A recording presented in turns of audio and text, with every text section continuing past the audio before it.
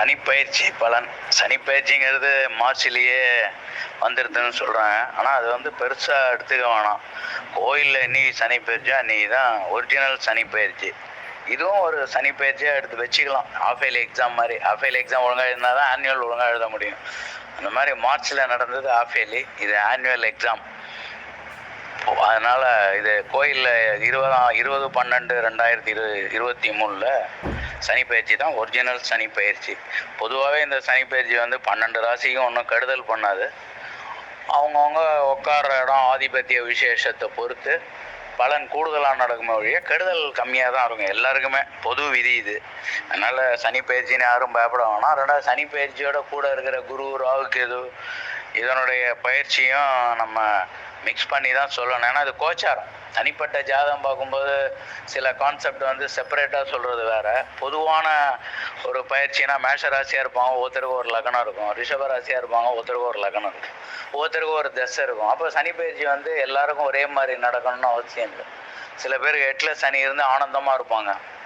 சில பேருக்கு சனி லாபஸ்தானத்தில் இருந்தால் ஒன்றுமே சிலையும் குறைபடுற வரும். அப்போ தசையை நீங்கள் பார்த்துக்கணும். ஓகேவா? இது வந்து பொதுவாக சொல்கிறது. ஆனால் இதுலேயும் ஒரு கான்செப்ட் இருக்குது. அதனால் இதை நீங்கள் ஃபாலோ பண்ணுங்கள். இப்போ நான் 12 ராசிக்கும் பலன் சொல்கிறேன். கடகராசி அன்பர்களே, புனர்பூசம் 4வது பாதம், பூசம் 4 பாதங்கள், ஆயில்யம் 4 பாதங்கள் கொண்ட கடகராசி அன்பர்களுக்கு சனி அஷ்டம சனியாக வருது. ஆனால் அஷ்டம சனின்னு பயப்பட வேண்டாம். இதில் வந்து ஆயில்யம், பூசம் இவங்களுக்கெல்லாம் சனி ஒன்றும் கெடுதல் பண்ணாது. குருவுக்கு சமகிரகமாக போகிறதுனால அஷ்டம சனிங்கிற முறையில் வந்து சனி வந்து பெருசாக பாதிக்காது. கொஞ்சம் நிதானமாக எல்லா செயலும் செய்யணும். பொதுவாகவே இந்த சனி கும்பத்தில் இருக்கிற யாருக்குமே பாதிக்காக நான் முன்னாடியே சொல்லியிருக்கேன். அதனால் சனி பயிற்சி நீங்கள் ஒன்றும் பயப்பட வேண்டாம். உங்களுக்கு அடுத்தடுத்து வரக்கூடிய குரு பயிற்சி அதெல்லாம் ஒரு நல்ல பயிற்சி. சனி உங்களுக்கு இப்போ 8ல் இருக்கிறனால எவன் நல்லவன் எவன் கெட்டவங்கிறதெல்லாம் இப்போ உங்களுக்கு நல்லா கிளியராக தெரியும். அதனால் தெரியாமையே மயக்கத்தில் இருந்திருப்பீங்க. இப்போ ஒரு நல்ல தெளிவை கொடுக்கும். வாழ்க்கைன்னா என்னன்னு கற்றுக் கொடுக்கும்.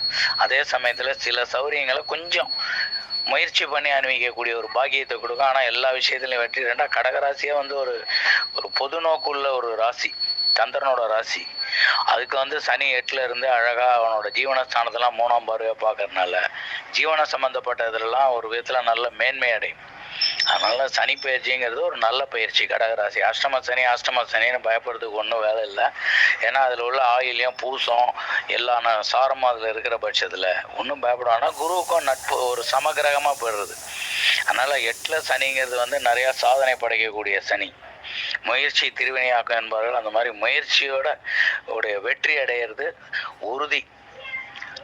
மகிழ்ச்சியாக இருப்ப சிவ தரிசனம் பண்ணுவது எப்பொழுதுமே உத்தமம். ஓம் காகத்வாஜாய வித்மஹே கட்க அஸ்தாய தீமஹி தன்னோ மந்த பிரசோதயாத்.